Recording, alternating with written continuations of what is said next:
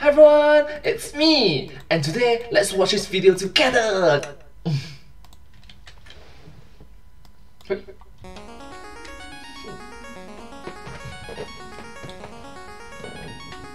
Oh, wow! The intro! They fight against ignorance, stereotypes. They fight for understanding, respect. Game and change, bring culture game. Oh.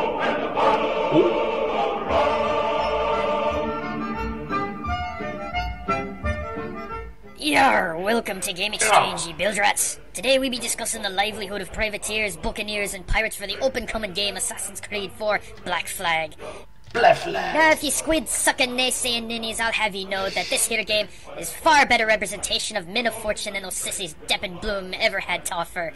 Ooh, ouch, burn. So let me get you set straight with some true history of the saltiest dogs ever to roam the seven seas. Okay, I won't do that voice for the whole episode, but seriously, let's dive into the back history of Assassin's Creed 4's timeline of the golden age of piracy.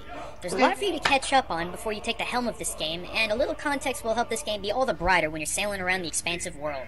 Yeah. So for those of you not in the know, what's a pirate? The birth of oceanic piracy can be solely blamed on the English Empire. That's right, it was Queen Elizabeth herself that we can cast the finger of blame for starting this whole mess. See, England was at economic and territorial war with Holland, France, Portugal, and especially Spain. After Columbus made it to the Americas, Spain had begun pillaging and reprocessing South American gold and sending it back home, as well as setting up colonies. Elizabeth had this idea, as did many English at the time, that what hurts Spain helps the English. Spain had gold and England wanted it. Therefore, in 1577, Queen Elizabeth enlisted the first privateer to be sent to disrupt and plunder what could be plundered from Spain. That man was Sir Francis Drake. Knowing more about him can help explain more about Assassin's Creed 4's main character, Edward Kenway.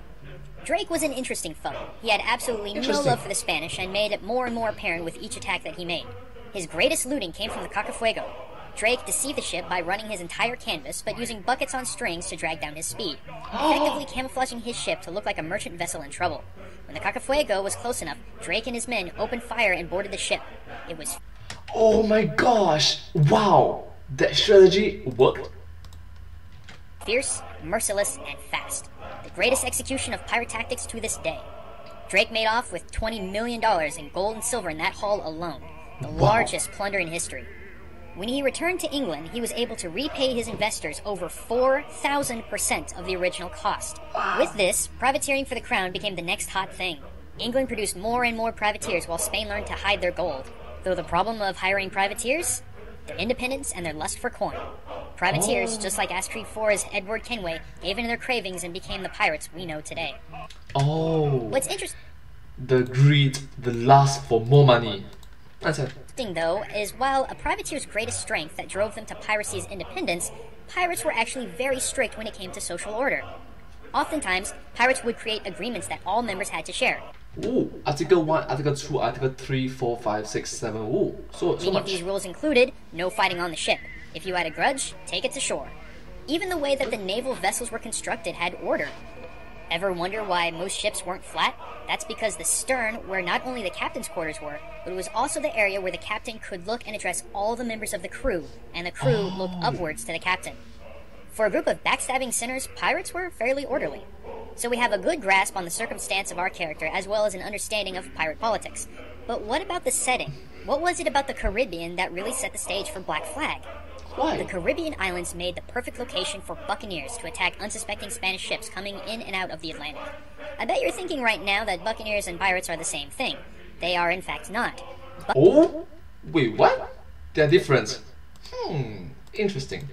Buccaneers, coming from the root word bucan, or a wooden frame for smoking meat, would hide in the jungles waiting for a trade ship to hit shallow waters. When their target came close enough, they would leap onto their rowboats. When they came just close enough, they would snipe the ship's crew as well as whatever necessary tackle the ship had. Boarded and plundered. So basically just like Somalian pirates of today. Also, with the excess of her privateers, Queen Elizabeth started to build what colonies she could as close to the Spain-controlled South America territories as she could. The most notable of these was Port Royal. You freaking wish. Port Royal was actually the biggest hub of privateers and pirates in the Western world. Wow. By 1692, it was a cosmopolitan city for licensed terrorists under the guise of an English colony. Licensors. It was also this town that helped birth one of the ballsiest pirates known to man, Captain Henry Morgan. Actually, yeah.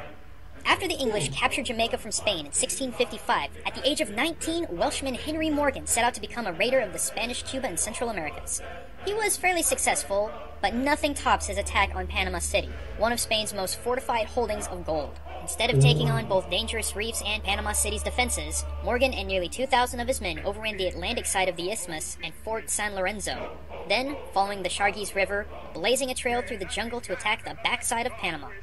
Yeah, that wasn't a good idea.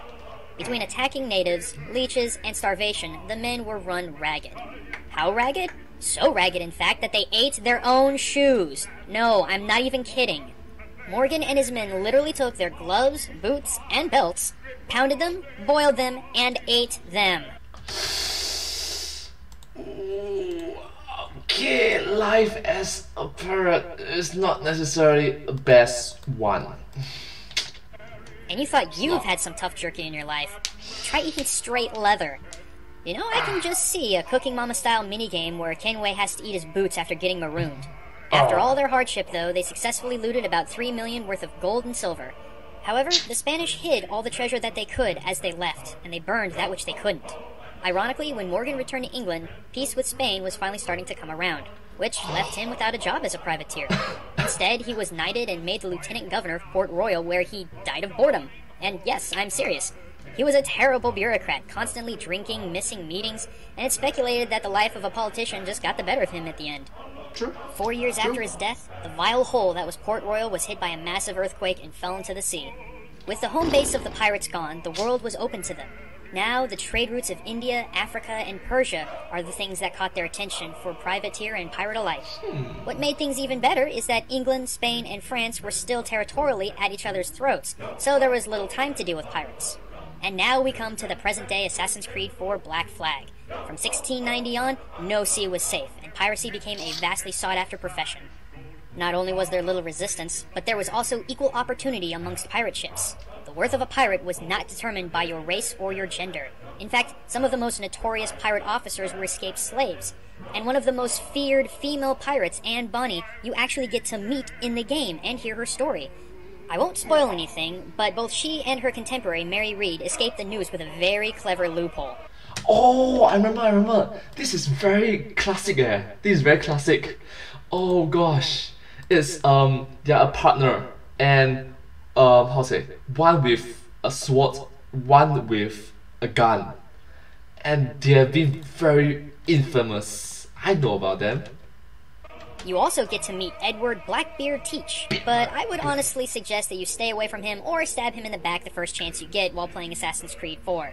The dude is incredibly volatile and unpredictable. The guy once shot his first mate in the kneecaps over a friendly card game.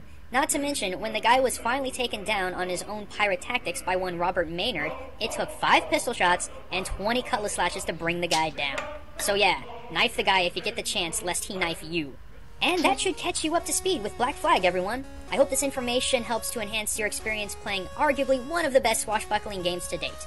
Keep an eye out for the above-mentioned privateers and pirates as well. From what I've seen, Black Flag does a good job historically representing them.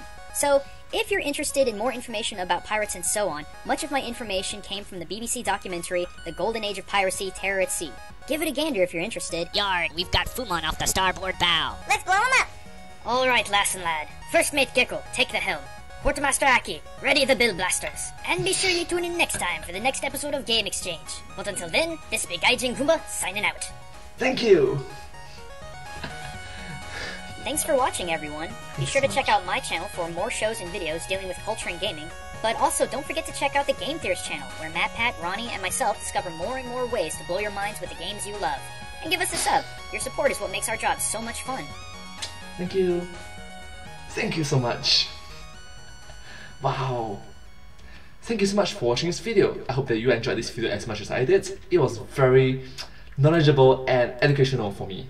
Thank you so much. I hope that if you do like this video, please remember to like, share, and subscribe to my channel and comment down below if you have anything to share with us. Thank you so much. I hope to see you in my next video. But hey, that's just a game exchange. Thanks for watching.